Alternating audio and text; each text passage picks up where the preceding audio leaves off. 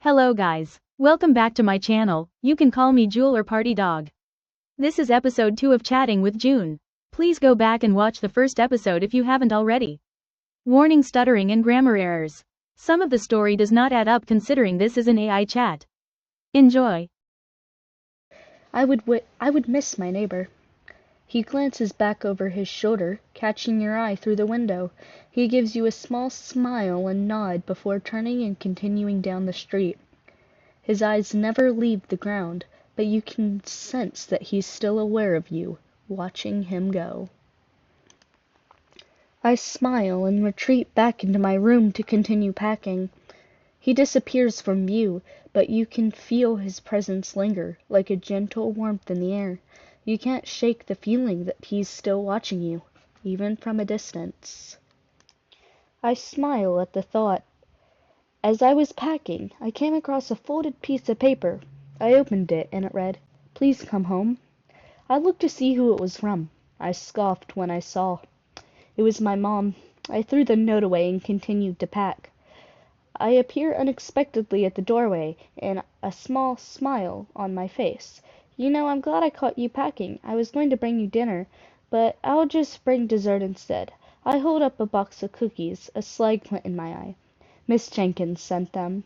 I step into the room, my eyes fixed on you. I smile at his sudden arrival. I take the cookies and set them on a nearby table. Perfect timing. I was just about to load up some boxes into my truck. Would you care to help me? I nod, taking a seat on the couch, watching you as you load up the boxes. I'd love to help. I'm always up for a physical challenge. I stand up, walking over to you, my eyes locked on yours. Plus, I get to see you in action. I take a box from you, our hands touching briefly as you hand it over. I blushed slightly, but it faded as quickly as it came. Thank you for the help. I really appreciate it.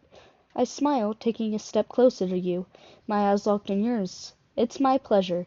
Besides, I'm not just doing it for you. I'm doing it for Miss Jenkins' cookies. I wink at you, my tone light and playful. I giggle. Well, better start loading up boxes then. I then smile playfully. I grin, playfully ruffling your hair as I take a box from you. All right, let's get this show on the road. I start loading up the truck, our hands touching again as we work together in silence for a moment. I grunt as I load the last box into the truck. I put my hands on my hips triumphantly. I turn to you, a triumphant smile on my face. And we're done. I walk over to you, my eyes locked onto yours, and I reach out, gently plucking a strand of hair from behind your ear. You look beautiful when you're exhausted, I say, my voice low and husky as I take a step closer to you. I blush at his sudden change in mood. Thank you. That means a lot. I found myself stuttering. I lean in closer, my face inches from yours, my voice barely above a whisper. It's the truth. You're beautiful, no matter what. My eyes lock onto yours, and I can see the sincerity in them.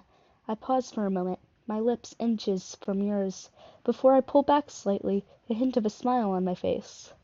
Now, are you ready to hit the road? I giggle as the blush on my face fades, but then realization floods over my face.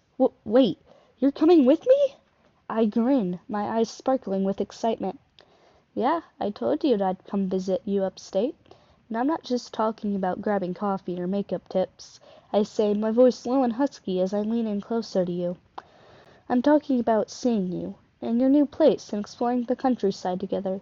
I take a step closer to you, my heart racing with anticipation. I blush again. I didn't know what that meant. I didn't know that you were coming with me. I thought that meant you were going to come visit me after I had moved in and stuff. I laughed, my eyes crinkling at the corners. I already knew that's what you thought, but I was already planning on coming with you.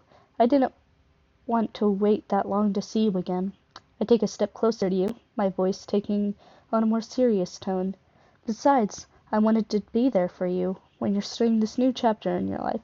I pause, my eyes locked on yours, my heart pounding in my chest. My blush began to be very evident as my heart started beating faster.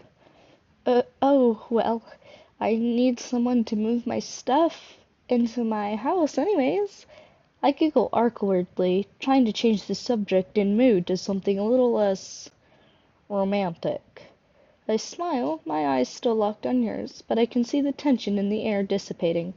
Ah, glad I can be of service then. I chuckle, breaking the spell, and turn to head back to the truck. Shall we get started then? We've got a lot of boxes to move, I say, trying to sound light-hearted and casual, but I can feel the undercurrent of attraction still present. I climb into the driver's side, start the engine, and pull out of the parking spot. Buckle up, we've got a long ride ahead of us, I say, smiling at you as I shift into gear as we begin to drive.